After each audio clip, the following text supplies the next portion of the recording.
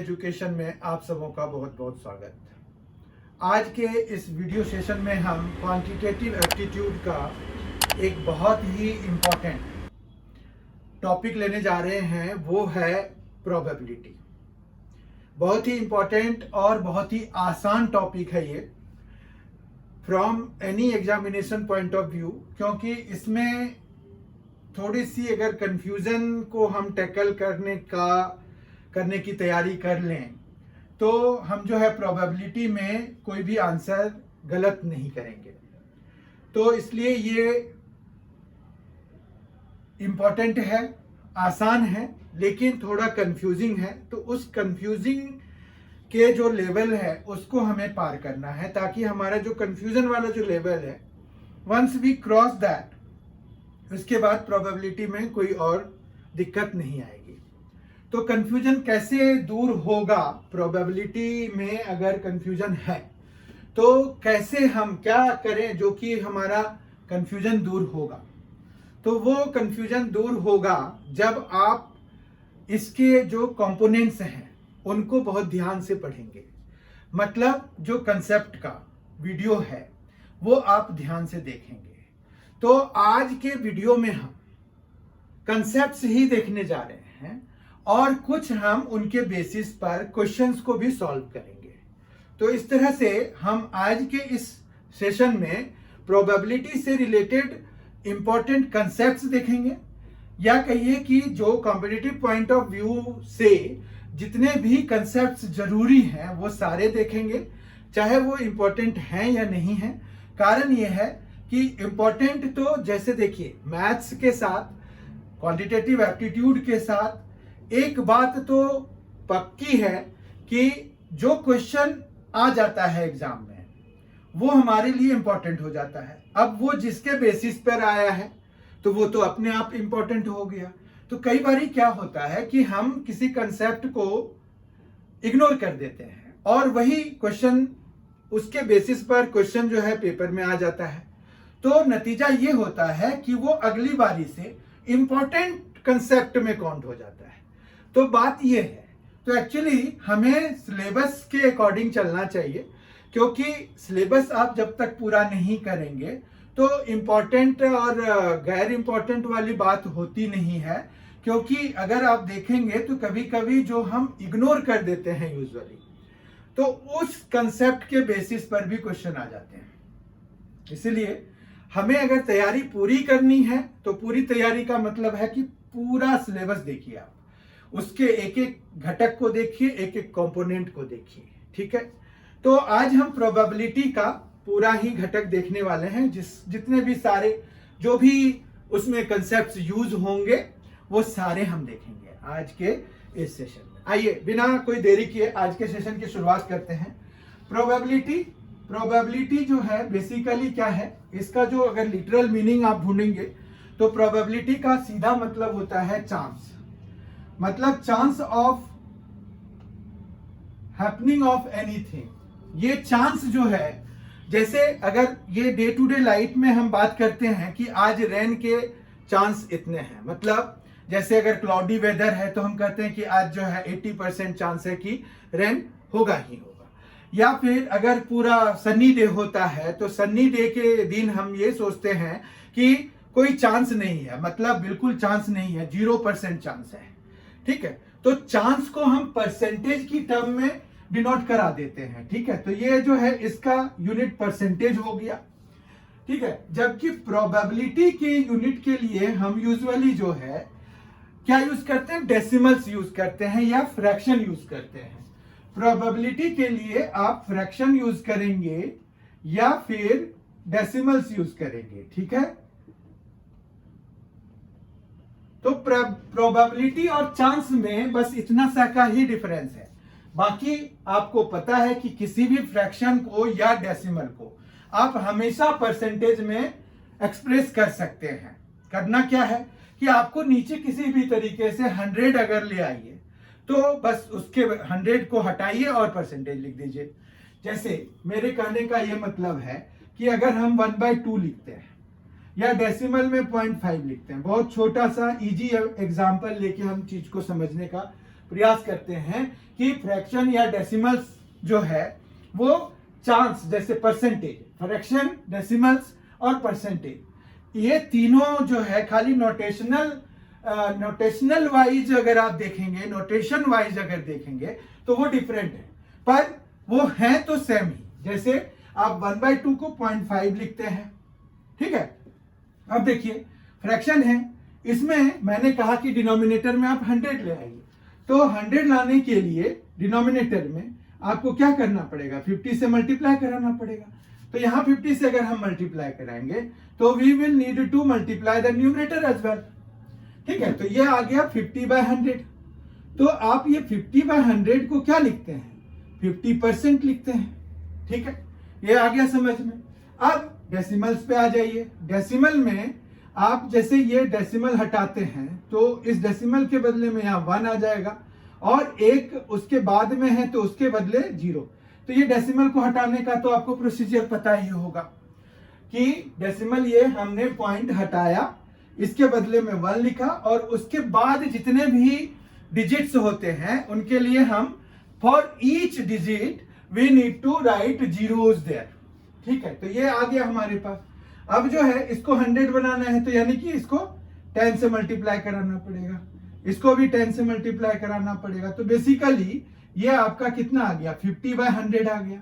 तो percentage term में हम इसको 50% कहते हैं, ठीक है।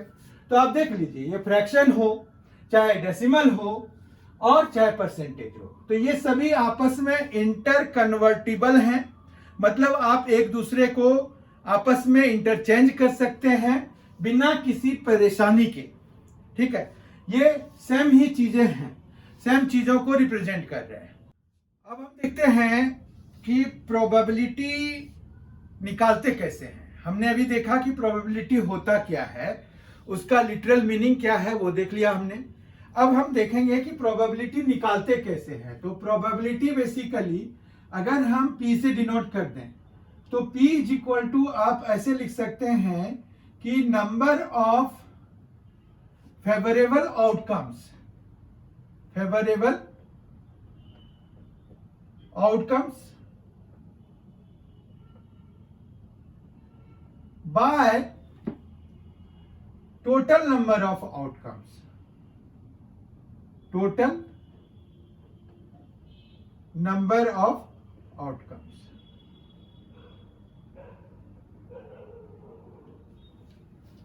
Number of favourable outcomes by total number of outcomes जो है प्रोबेबिलिटी होता है हमारे पास।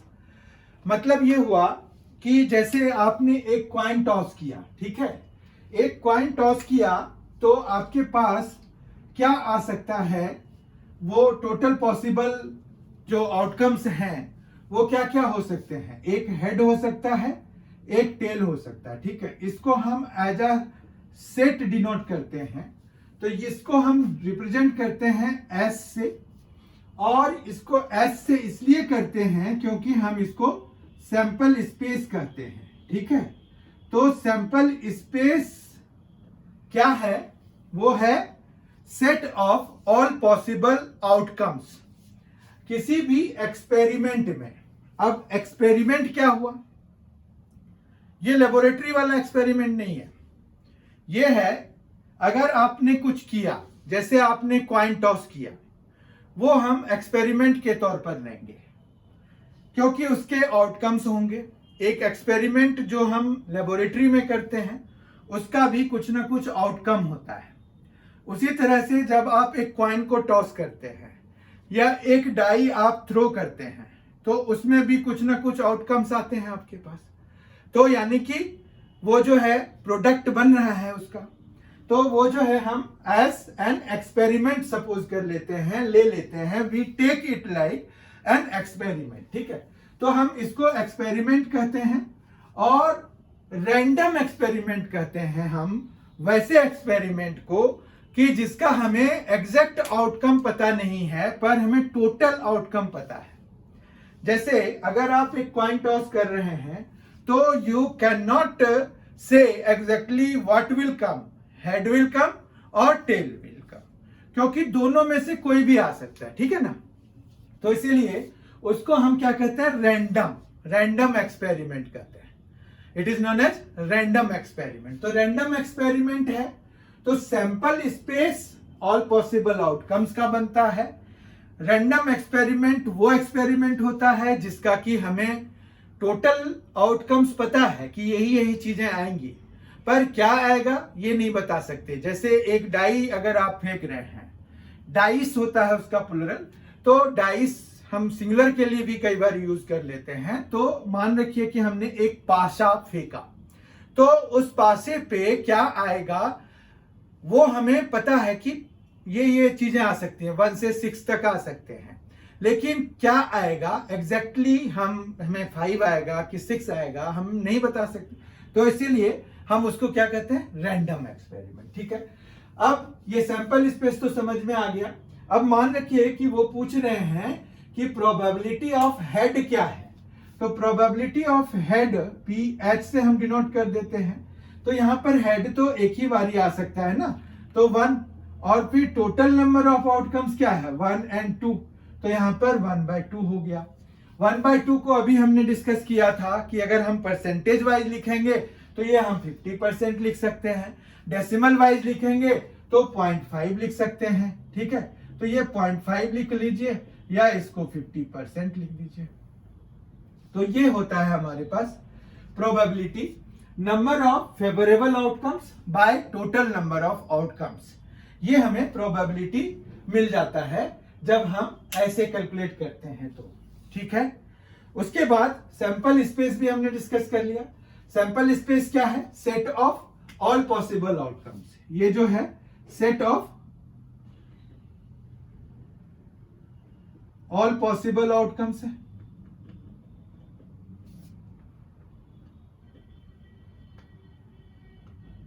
अब हम इस सेट पर विचार करें अगर, तो यहां पर हमारे पास एक H है और एक T है। ठीक है, तो इन दोनों को हम क्या कहेंगे, इन दोनों को हम कहते हैं इवेंट्स। मतलब हमें जो प्रोबेबिलिटी जिसकी भी पूछी जाती है वो क्या है, इवेंट है।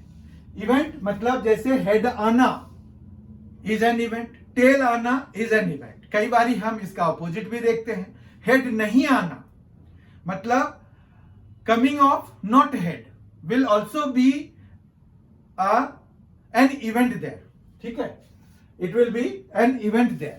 लेकिन यहां पर जो है हमारे पास जितने भी हैं, जैसे आपने अभी यहां तो 1 कॉइन को टॉस किया ना आपने, ये 1 कॉइन के टॉस करने से आया है। ठीक है, तो हो सकता है कि आपको 1 कॉइन की जगह पे 1 डाई दे दिया जाए। जब आप 1 डाई फेंकेंगे तो उसमें जो आउटकम होगा उसका जो सैंपल स्पेस होगा, sample space is set of all possible outcomes. तो जब when one die is thrown तो सैंपल स्पेस विल बी 1 2 3 4 5 और 6।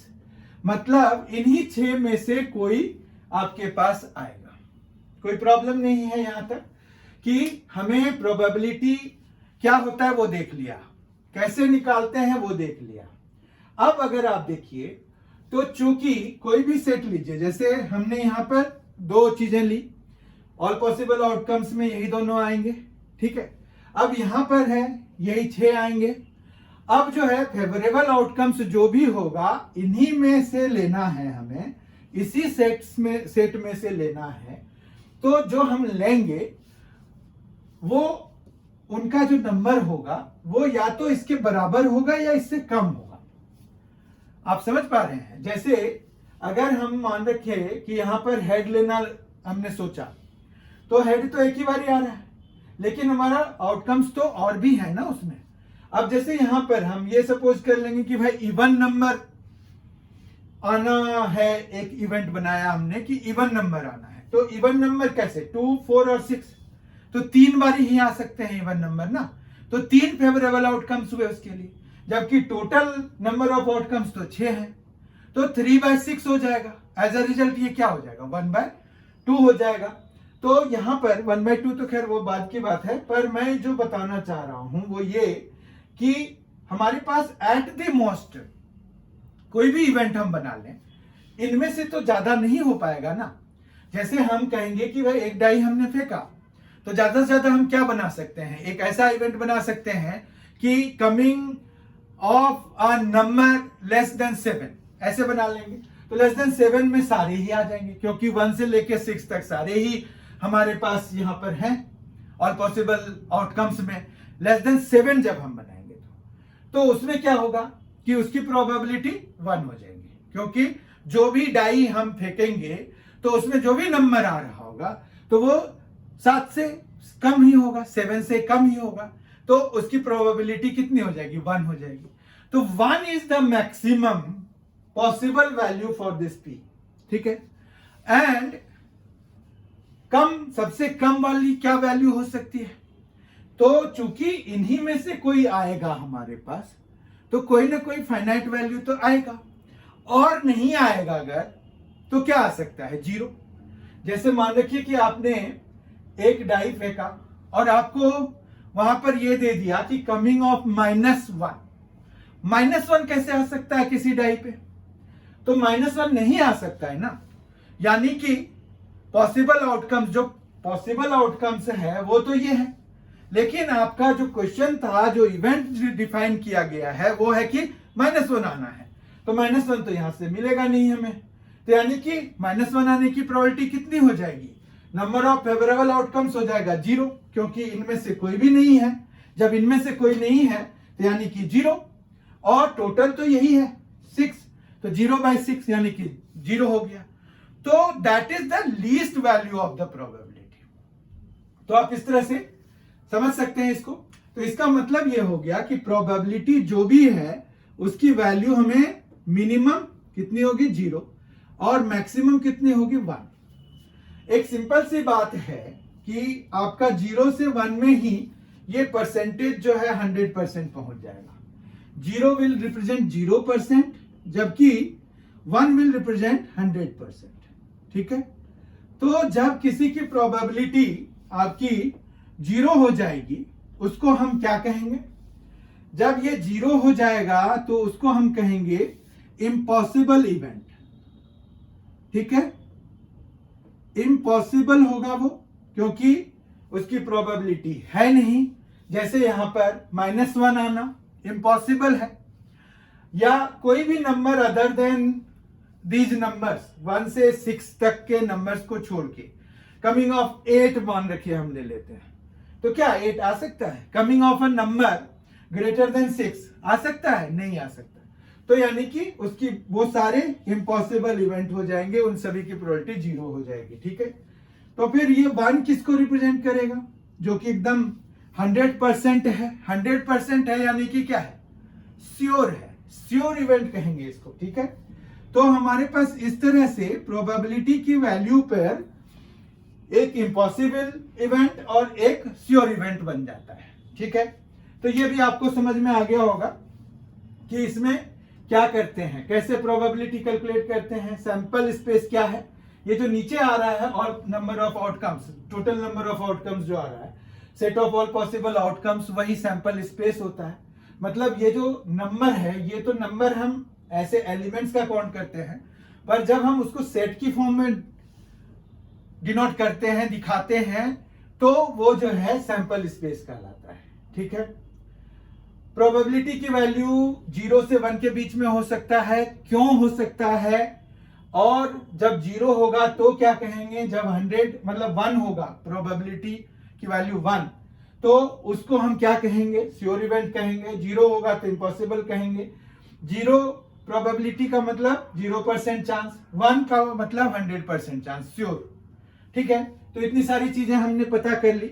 अब जो है हम दूसरे सेक्शन पे पहुंचते हैं, जिसमें कि हमें देखना है mutually exclusive event. Mutually exclusive event क्या होता है, म्यूचुअली एक्सक्लूसिव इवेंट ऐसे इवेंट होंगे जिनमें कि अगर एक हो गया तो दूसरा नहीं हो सकता है, ठीक है। तो म्यूचुअली एक्सक्लूसिव इवेंट ऐसे इवेंट्स को कहेंगे जिसमें कि occurrence of one defy the occurrence of other. मतलब हम ऐसे करेंगे कि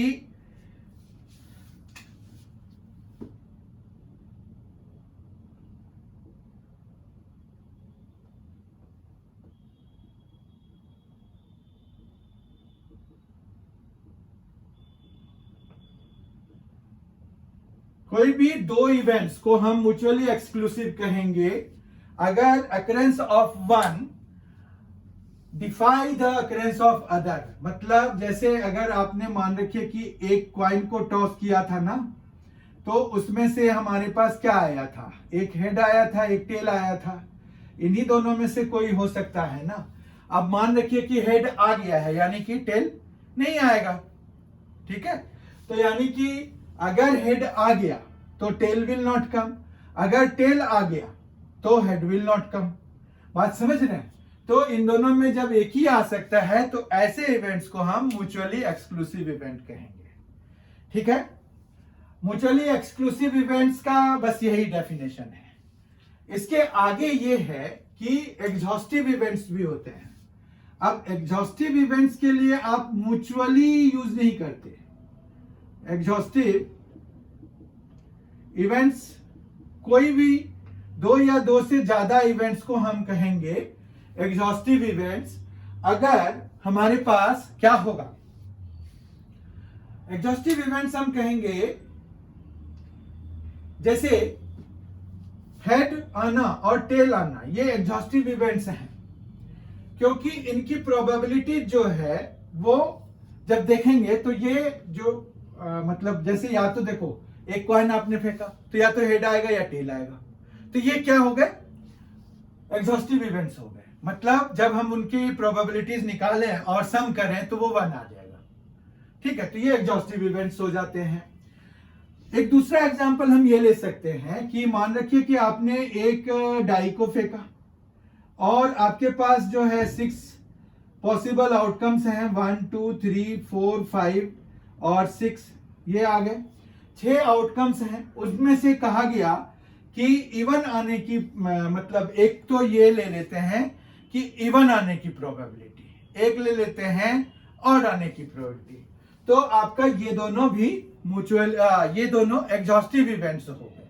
म्यूचुअली एक्सक्लूसिव भी हैं क्योंकि एक इवन है एक ऑड है, तो या तो इवन होगा कोई या फिर ऑड होगा, तो वो म्यूचुअली एक्सक्लूसिव भी होंगे और एग्जॉस्टिव भी होंगे, क्योंकि इन दोनों के आने की प्रोबेबिलिटी कितनी होगी, 1/2 ईच।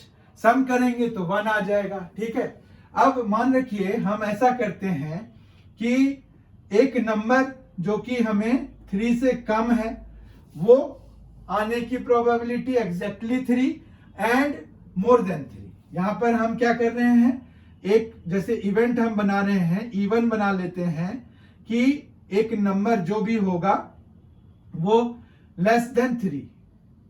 ठीक है, लेस देन 3 ले लिया, फिर E2 एक ले लिया इक्वल टू 3 और E3 ले लिया मोर देन 3। तो अगर आप देखिए तो यहां पर क्या हो रहा है, यहां पर यह हो रहा है कि अगर इवन की प्रोबेबिलिटी आप निकालेंगे तो एग्जैक्टली ये लेस देन 3 है, तो ये दोनों आ सकते हैं, तो इसकी प्रोबेबिलिटी मतलब P इवन क्या होगा, तो फेवरेबल आउटकम्स यहां पर 1 2 तो 2 है और टोटल नंबर ऑफ आउटकम्स तो आपके पास 6 ही है। ये पूरा ही आपका आउटकम्स का टोटल नंबर ऑफ आउटकम्स यही है 6, तो 6 हो जाएगा, ये 2/6 हो गया, ये 1/3 हो गया। फिर PE2 अगर हम निकाल रहे हैं तो PE2 देखिए क्या होगा, इक्वल टू 3, तो ये तो एक ही हो सकता है, तो फेवरेबल आउटकम्स तो 1 हो गए और टोटल तो 1/6 फिर भी है।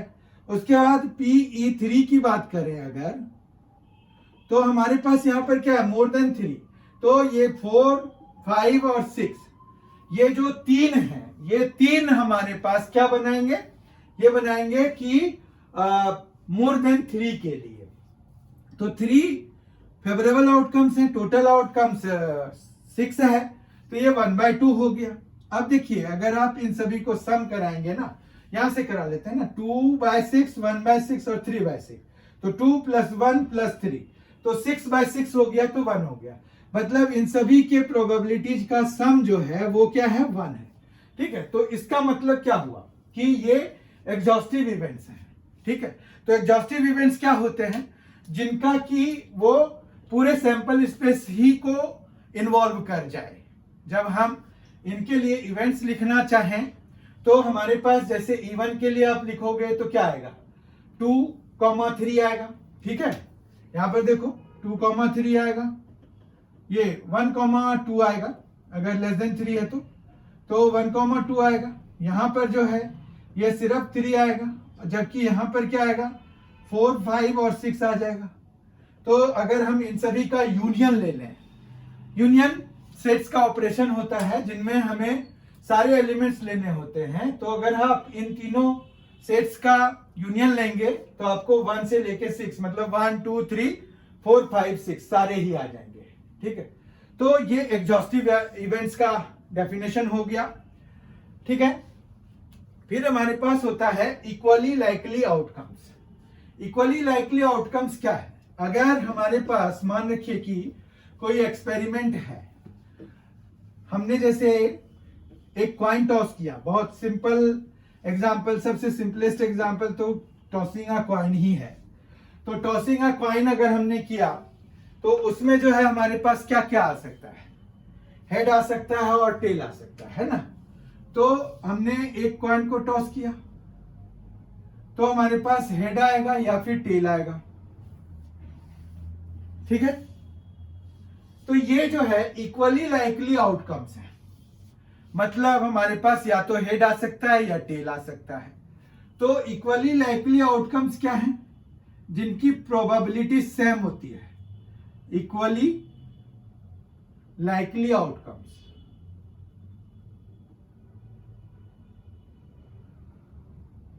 ठीक है, इक्वली लाइकली आउटकम्स वो होते हैं जिनकी प्रोबेबिलिटी आने के चांसेस बराबर होते हैं। ठीक है, जैसे आपने एक डाई फेंका तो डाई में 1 से 6 तक में कोई भी नंबर आ सकता है। तो 1 आना, 2 आना, 3 आना, 4 आना, 5 आना, 6 आना, ये सभी इक्वली लाइकली आउटकम्स काउंटेड होंगे। ठीक है, तो इक्वली लाइकली आउटकम्स के लिए और ज्यादा कुछ करने की जरूरत नहीं है, यही होता है हमारे पास।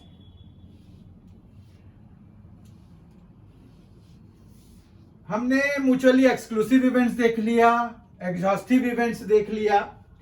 अब हम आते हैं इंडिपेंडेंट इवेंट्स पे। इंडिपेंडेंट इवेंट कौन से होंगे, देखिए एग्जॉस्टिव इवेंट्स हमने देख लिया, एक्सक्लूसिव इवेंट्स हमने देख लिया। एक्सक्लूसिव इवेंट्स में क्या होता है कि occurrence of one affects the occurrence of other. Mutually exclusive event में कि दो ऐसे इवेंट्स जो कि जिनमें से एक ही हो सकता है, जैसे अगर आपने कॉइन को टॉस किया था, या तो हेड आएगा या टेल आएगा, तो दोनों एक साथ नहीं आ सकते। उसी का ये है कि अकरेंस ऑफ वन वहां पर does effect the occurrence of the other. अगर कोई दो इवेंट्स ऐसे हैं जिसमें कि occurrence of one does not effect the occurrence of other, तो उसको हम क्या कहते हैं, इंडिपेंडेंट इवेंट कहते हैं। ठीक है, तो इंडिपेंडेंट इवेंट वो हो गए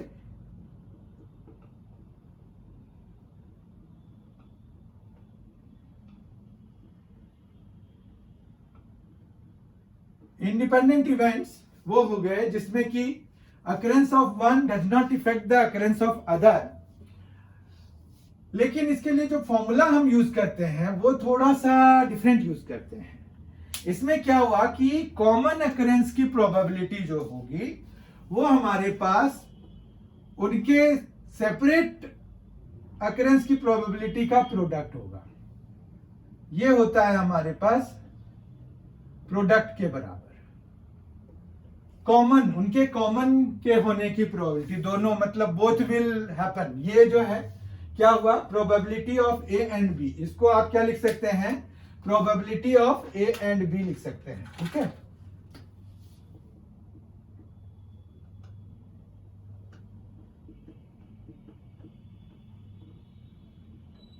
ए एंड बी दोनों, मतलब probability of A and B है ये। और वो हम कैसे गेट कर रहे हैं, इन दोनों के सेपरेट के प्रोबेबिलिटी का प्रोडक्ट निकाल करके। तो ये इंडिपेंडेंट इवेंट्स हो जाएंगे। ठीक है, ऐसे इसका डेफिनेशन यही होता है कि occurrence of one does not effect the occurrence of other. तो आपको क्वेश्चन इसमें पूछ सकते हैं कि भाई दो इवेंट्स दे देंगे, आपको कहेंगे कि ये म्यूचुअली एक्सक्लूसिव है, एग्जॉस्टिव है, इंडिपेंडेंट हैं या क्या हैं, तो वो आपको पता करना पड़ेगा। तो पता करने के लिए यही है, P A intersection B is equal to P A into P B है। अब जैसे मान रखिए कि एक एग्जांपल हम ले लेते हैं यहाँ पर कि अगर ए हमने एक क्वाइन, मतलब हमने जो है ना क्वाइन नहीं, एक डाई फेंका, तो 1 से लेके 6 तक हमें नंबर आ सकता है। तो 1 से 6 तक हमारे पास सैंपल स्पेस बन जाएगा 1 2 3 4 5 और 6। ठीक है, तो 1 से लेके 6 तक आ गया हमारे पास। अब जो है ये हम बना लेते हैं कि इवन नंबर। ठीक है, इवन नंबर हमने ए बना लिया, बी हमने बना लिया ऑड नंबर, ऑड नंबर हमने बना लिया बी को। अब देखिए इवन नंबर जो है वो हो जाएगा 2 4 6 और ऑड नंबर हो जाएगा 1 3 और 5। ठीक है, अब जो है यहां पर पी ए और पी बी, ये दोनों अगर आप देखिए तो क्या है, ये एग्जॉस्टिव इवेंट्स हैं। मतलब इन दोनों में से अगर आप देखेंगे तो कोई इंटरसेक्शन नहीं निकल रहा है। इंटरसेक्शन क्या होता है, सेट ऑफ कॉमन एलिमेंट्स। तो यहां पर अगर आप कॉमन निकालेंगे A intersection B, it is denoted by this symbol. तो ए इंटरसेक्शन बी जो है आपके पास कुछ भी नहीं आ रहा है, यानी कि उसको हम फाई लिखते हैं, या फिर आप एम्प्टी ब्रेसेस के से उनको डिनोट करा सकते हैं, तो ये आ जाएगा। ठीक है, ये समझ में आ गया। तो जब कोई भी म्यूचुअली एक्सक्लूसिव इवेंट्स हैं तो वो कभी भी इंडिपेंडेंट इवेंट नहीं होंगे। ठीक है, तो ये कभी भी इंडिपेंडेंट इवेंट्स नहीं बनेंगे, ए और B not independent events. Independent events ये नहीं बन पाएंगे। क्यों नहीं बनेंगे ये आपको बताया मैंने, क्योंकि ये क्या है, म्यूचुअली एक्सक्लूसिव इवेंट्स हैं, तो not independent events.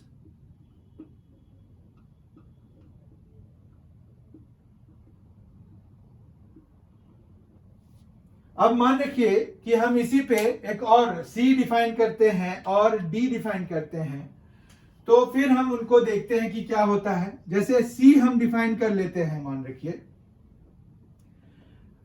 Prime number आना। तो प्राइम नंबर हमारे पास क्या क्या है, 2 है, 3 है, 5 है। ठीक है, 2 3 5, 2 3 5, ये किसको रिप्रेजेंट कर रहा है, प्राइम नंबर्स को। ठीक है, उसके बाद हम जो है ये मान लेते हैं प्रोडक्ट ऑफ 3 आना। प्रोडक्ट ऑफ 3, तो 3 आ सकता है और 6 आ सकता है, मतलब प्रोडक्ट नहीं, मल्टीपल ऑफ 3 अगर हम लेंगे तो ये आ जाएगा मल्टीपल ऑफ 3।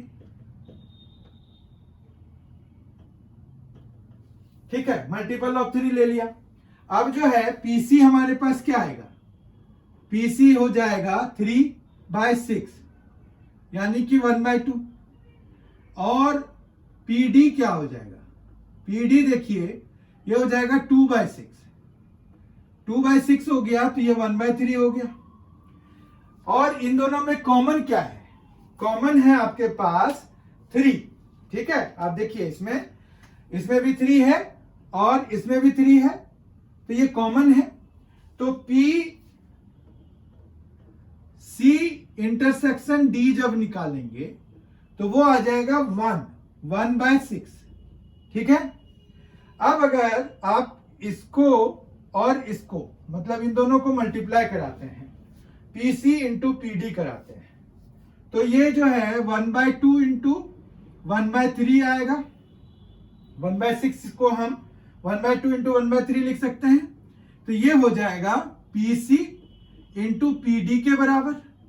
तो इसका क्या मतलब हुआ, इसका मतलब हुआ कि ये जो है क्या है, C and D independent events हैं। C and D are independent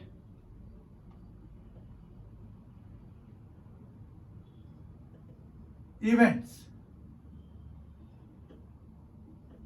बताइए, ये समझ में आ गया कि कब इंडिपेंडेंट इवेंट नहीं होंगे, कब होंगे। तो कोई भी दो इवेंट्स को आपको जब भी इंडिपेंडेंट इवेंट्स पता करने के लिए कहेंगे तो आप ऐसे ही प्रोसीजर लगाते हैं, उनकी प्रोबेबिलिटीज निकाल लेंगे और फिर आपको पता चलेगा कि वो इंडिपेंडेंट है कि नहीं है। ठीक है,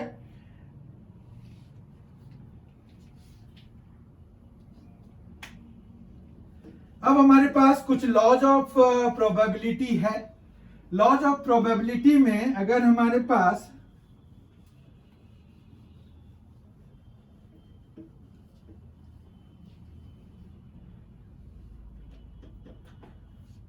लॉज ऑफ प्रोबेबिलिटी में क्या करेंगे,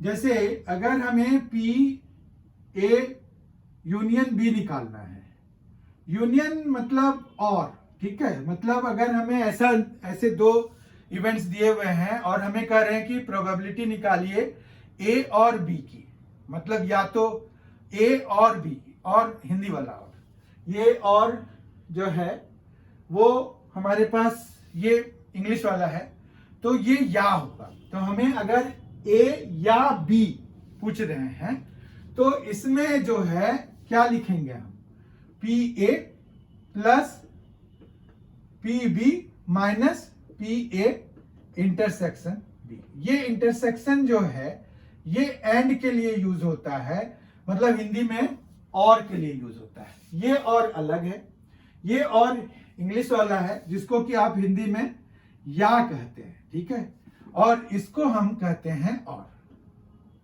इतना तो खैर पता ही है आपको। तो ये जो है क्या हुआ, मतलब अगर हमें कहते हैं कि इधर ए और बी इज टेकिंग प्लेस, तो उसकी प्रोबेबिलिटी निकालने के लिए आप ए की निकाल लीजिए, बी की निकाल लीजिए और दोनों के साइमल्टेनियस अकरेंस की निकाल लीजिए प्रोबेबिलिटी और माइनस करा दीजिए, तो आपको जो मिलेगा वो मिलेगा प्रोबेबिलिटी ऑफ ए और बी। इसी फॉर्मूले से हम ए और एंड बी की भी प्रोबेबिलिटी निकाल सकते हैं। ए एंड बी को आप इधर ले आइए, इसको उधर ले जाइए, तो हमारे पास ये फॉर्मूला चेंज होके क्या बन जाएगा, यहां पर बन जाएगा कि भाई पी ए इंटरसेक्शन बी इधर आ जाएगा और इज इक्वल टू इधर आ जाएगा P A plus P B और माइनस में आ जाएगा पी ए यूनियन बी। ठीक है, समझ में आया, ये कोई दिक्कत नहीं है। तो इस तरह से हम फॉर्मूले को आपस में इंटरचेंज करके भी निकाल सकते हैं। तो ये इसके बेसिस पर भी क्वेश्चन पूछे जाते हैं। ठीक है, तो आपको ये ध्यान रखना होगा कि ये सारी चीजें रिप्रेजेंट किसको कर रही हैं। तो ये जब या और आप याद रखेंगे ना, तो फिर आपको ध्यान रहेगा कि क्या पूछा है उन्होंने। ये चीज जो है 3 के लिए भी हमारे पास लगता है, पर 3 के लिए ये यूजुअली पूछेंगे नहीं। ठीक है, फिर भी हम जान लेते हैं 3 के लिए क्या है। तो 3 के लिए ये है कि P A union B union C है अगर, तो आप यहां पर P A plus P B plus P C minus P A intersection B minus P B intersection C minus P C intersection A plus P A intersection B intersection C. तीनों का simultaneous occurrence की probability को हम plus करा देते हैं, जबकि उनमें से 2 के कॉमन वाले को माइनस करा देते हैं और सारे इंडिविजुअल को सम करा देते हैं। तो ये आप इस फॉर्मूले को इस तरह से ध्यान रख सकते हैं कि जब आप ए बी सी और सी ए निकाल रहे हैं तो आपका बी 2 बारी निकल गया, सी 2 बारी निकल गया और ए 2 बारी निकल गया। तो हम क्या करते हैं, एक बारी प्लस करा देते हैं ताकि हमें वो सारा एक बारी ही ऐड हुआ हो। ठीक है, तो ये भी आप ध्यान रख लेंगे। फिर हमारे पास किसी चीज के प्रोबेबिलिटी के, मतलब किसी चीज के नहीं होने की प्रोबेबिलिटी कैसे निकालेंगे।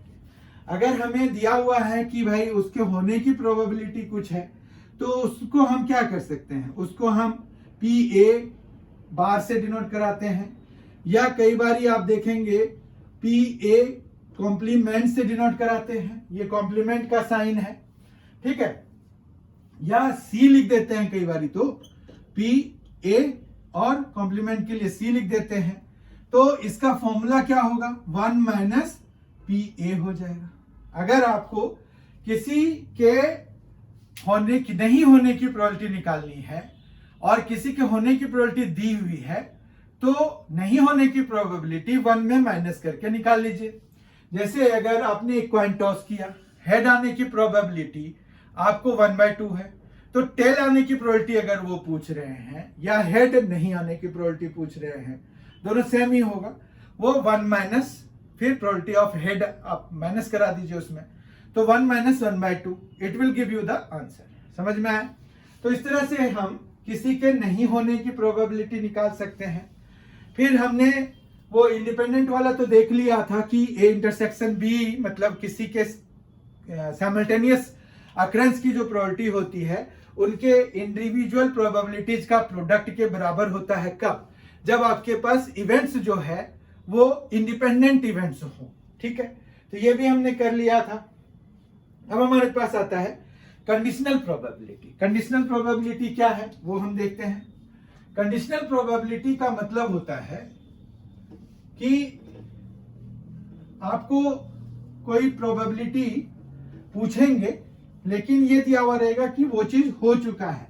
एक दूसरी प्रोबेबिलिटी देंगे कि भाई दूसरा इवेंट देंगे कि वो हो चुका है, आप बताइए कि पहला वाला होने की क्या प्रोबेबिलिटी है या दूसरा वाला होने की क्या प्रोबेबिलिटी है।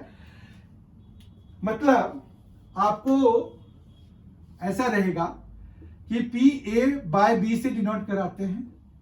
इसको पढ़ते कैसे हैं? इसको पढ़ते हैं प्रोबेबिलिटी ऑफ ए। ठीक है, ये है probability of A given that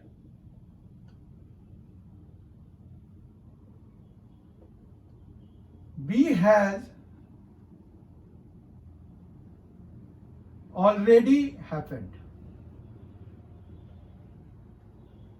ठीक है, तो मतलब हमारे पास जो है प्रोबेबिलिटी ए की निकालनी है और बी हो चुका है, तो इसको हम कंडीशनल प्रोबेबिलिटी कहते हैं, जहां पर कंडीशन ये है कि ए की प्रोबेबिलिटी निकालनी है और बी ऑलरेडी हो चुका है। ठीक है, तो इसके लिए फॉर्मूला है। फॉर्मूला क्या है?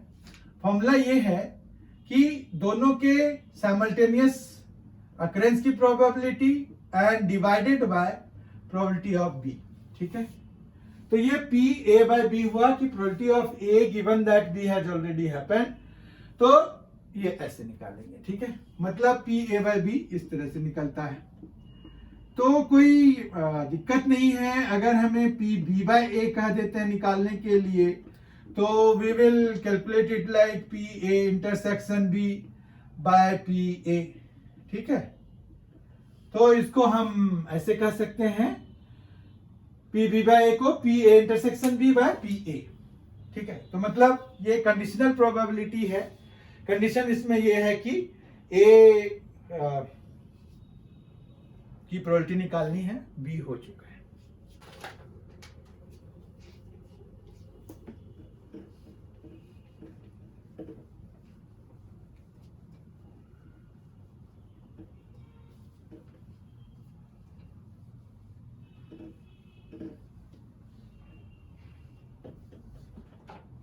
कंसेप्ट कुछ ज्यादा ही हो गया आज की क्लास में, तो हम जो है कुछ क्वेश्चंस कर लेते हैं इनके बेसिस पे, ताकि थोड़ा सा रिफ्रेशमेंट हो जाए हमारा। मान रखिए कि हमें एक क्वेश्चन है कि लीप ईयर में 53 संडेज होने की क्या प्रोबेबिलिटी है। ये क्वेश्चन बहुत बार ही पूछते हैं, तो प्रोबेबिलिटी हमें निकालना है probability of 53 Sundays in a leap year. In a leap year.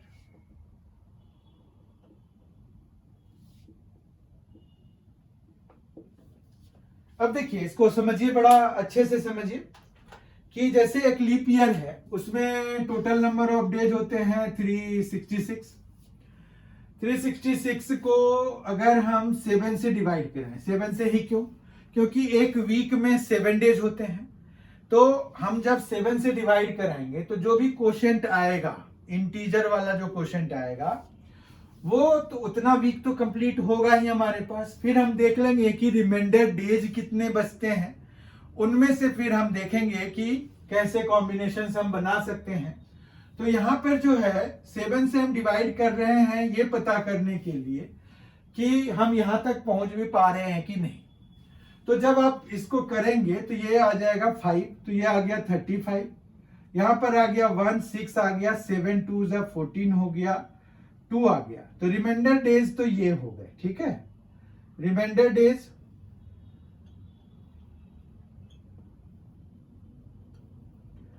2 हो गए। 52 कंप्लीट वीक्स हमारे पास आ गए हैं। 52 कंप्लीट वीक्स आ चुके हैं, इसका मतलब ये हुआ कि 52 संडेज तो हैं ही हमारे पास, 52 संडेज तो हैं ही हमारे पास। अब बाकी रिमाइंडर डेज में जो कॉम्बिनेशन बनेगा वो कॉम्बिनेशन क्या क्या बन सकता है। तो हमारे पास यहां पर क्या हो सकता है, संडे मंडे का एक कॉम्बिनेशन बन सकता है, ठीक है। फिर इसी तरह से मंडे ट्यूसडे का बन सकता है, मंडे ट्यूसडे का बन सकता है, ट्यूसडे वेडनेसडे का बन सकता है, वेडनेसडे थर्सडे का बन सकता है, फिर थर्सडे फ्राइडे का बन सकता है, फ्राइडे सैटरडे का बन सकता है, सैटरडे संडे का बन सकता है, सैटरडे संडे का बन सकता है। तो हमारे पास ये जो है ये 2 डेज जो रिमाइंडर डेज हैं, इन्हीं में से कोई एक बन सकता है, क्योंकि ये कॉन्जिक्यूटिव डेज ही होंगे। तो संडे मंडे हो सकता है, मंडे ट्यूसडे हो सकता है, संडे ट्यूसडे नहीं हो सकता, कोई जंप नहीं हो सकता ना उसमें। तो हमने सारे पॉसिबिलिटीज ले लिए कि भाई सैटरडे संडे तक, देखिए संडे से शुरू किया और संडे पे जाके खत्म किया बात को, और 2 कॉन्जिक्यूटिव डेज सब में लिए, यानी कि these are the possible total all possible outcomes हो गया एक तरह से कि ये 2 डेज क्या क्या हो सकते हैं, इन्हीं में से कोई हो सकता है। तो हमारे पास ये इन्हीं में से कोई हो सकता है।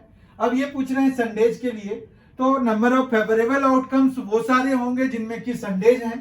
तो संडे यहां पर है एक और यहां पर एक, तो हमारे पास 2 जगहों पे संडेज हैं, एक ये है और एक ये। तो 2 फेवरेबल आउटकम्स हो गए और टोटल आउटकम्स हो गए 7।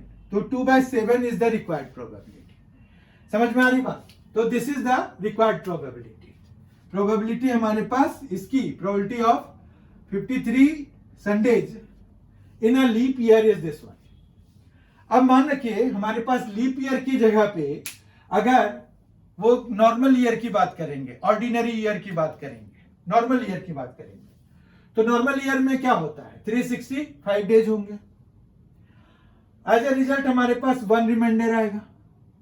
1 रिमाइंडर डेज, जो 1 रिमाइंडर डे है वो कोई भी एक दिन हो सकता है, संडे हो सकता है, मंडे हो सकता है, ट्यूसडे हो सकता है, वेडनेसडे, थर्सडे, फ्राइडे या सैटरडे। इस तरह का यहां पेयर नहीं बन पाएगा। यहां तो 2 दिन थे इसलिए पेयर बनाए। अगर हमारे पास सिंगल डे बचा हुआ है तो उसमें से तो एक ही दिन आएगा ना।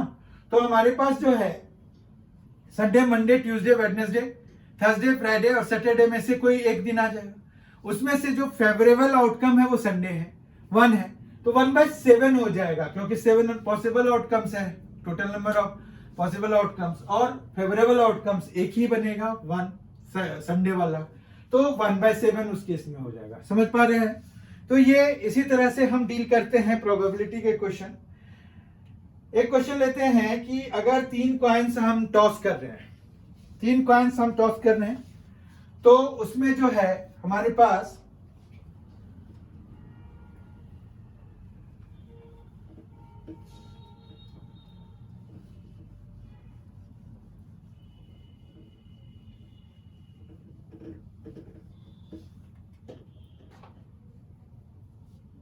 Probability of 1 head,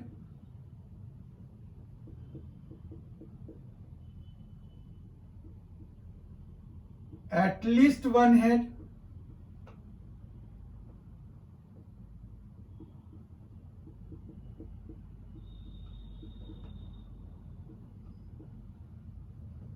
3 heads. When a coin is tossed,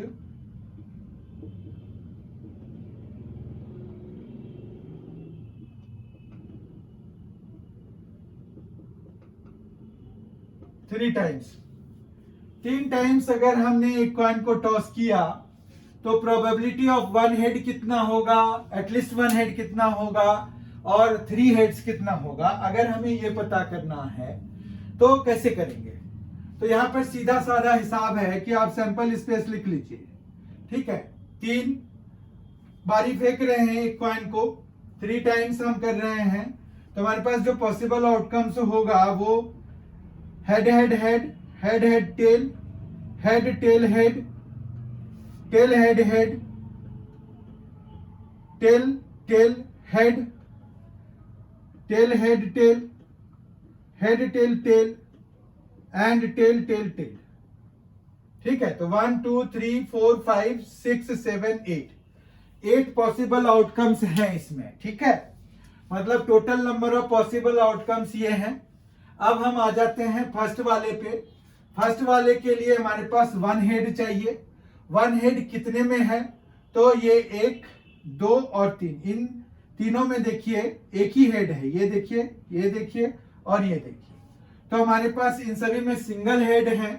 तो हमारे पास जो फर्स्ट की प्रोबेबिलिटी होगी वो कितनी हो जाएगी? 3/8। समझ में आया? दूसरे पे आइए, यहां पर एटलीस्ट 1 हेड चाहिए। तो एक हेड या 2 हेड्स या ऑल 3 हेड्स। तो मतलब ये वाले केस को छोड़ दीजिए, बाकी सारे ही आ जाएंगे क्योंकि ये 1 हेड वाले हैं, ये 3 जो है ये 2 हेड्स वाले हैं और ये ऑल हेड्स वाले हैं। तो हमारे पास टोटल आउटकम्स जो फेवरेबल आउटकम्स है वो 7 है। टोटल आउटकम्स जो पॉसिबल आउटकम्स है, ऑल पॉसिबल आउटकम्स, वो 8 है। तो 7/8 विल बी द आंसर। जबकि ये थर्ड वाला अगर हम देखें तो हमारे पास यहाँ पर क्या है? 3 हेड्स चाहिए। 3 हेड्स कब आ सकता है? सिर्फ एक ही केस है, तो 1 और टोटल आउटकम्स 8 है। तो 1/8 will be the answer. I hope आपको इसका एक्सप्लेनेशन भी अच्छे से समझ में आ गया होगा। प्रोबेबिलिटी के अगले सेशन में हम इन पर बेस्ड कुछ और क्वेश्चंस करेंगे। कंसेप्ट वाइज हमने सारे कंसेप्ट कवर कर लिए। बहुत ही जल्द हम इसके अगले सेट के साथ मिलेंगे जिसमें कि हम प्रॉब्लम्स ऑन प्रोबेबिलिटी डिस्कस करेंगे। उनमें हम कुछ प्रॉब्लम्स लेंगे, एक एक करके उनको सॉल्व करेंगे और हम आज के कंसेप्ट्स को उनको सॉल्व करने के लिए यूज करेंगे। प्रोबेबिलिटी का कंसेप्ट इतना ही था। मेजरली इन्हीं में से पूछा जाता है, इन्हीं के बेसिस पर पूछा जाता है। अब बात यह है कि इनको आप अप्लाई कैसे करते हैं, तो ये जब आप प्रैक्टिस करेंगे तब आपको पता चलेगा। बहुत ही जल्द हम मिलेंगे। अगर आपने अभी तक MNC एजुकेशन चैनल को सब्सक्राइब नहीं किया है तो जरूर कर लीजिए, ये आपके फायदे का सौदा है। Thank you so much. Thank you so much for being with us. Thanks a lot. Enjoy yourself.